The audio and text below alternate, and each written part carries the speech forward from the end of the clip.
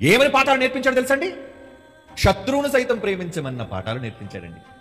క్షమను నేర్పించే పాఠాలు నేర్పించాడండి. సహనంతో కూడిన పాఠాలు నేర్పించాడండి.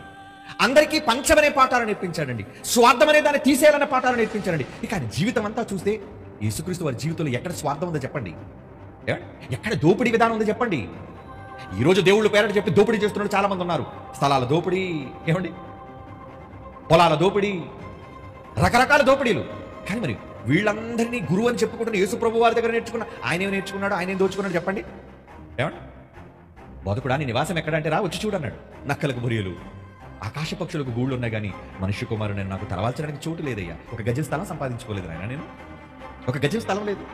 మళ్ళీ ఆయన వల్ల కలిగిందే ఈ భూమి అంతా. కలిగి ఉన్నది ఏది ఆయన లేకుండా కలుగలేదు. కానీ ఆ కలిగించిన వ్యక్తికి ఈ భూమి మీద ఒక గజం, ఒక అడుగు స్థలం కూడా లేదండి. ఏం కోరుకున్నాడు ఆయన? ఏమి నేర్పించాడు ఆయన? ప్రేమ. పొరుగువాని ఎలా ప్రేమించాలి అని నేర్పించాడు. అవునా? ఎస్, పొరుగువాణిని ప్రేమించి గెలవాలి అని నేర్పించాడు. పొరుగువాణ్ణి ప్రేమతో మార్చాలి అని ప్రేమించాడు. అంటే ప్రేమ ద్వారా ఏం జరుగుతుంది? ఎదుటివాడిలో ఉన్న దుష్టత్వాలను చంపగలవు, ఎదుటివాడిలో ఉన్న దుర్మార్గతను హతమార్చగలవు. ఆయుధంతో నువ్వేం చేస్తావు? ఆయుధంతో నువ్వు మార్చేస్తావా?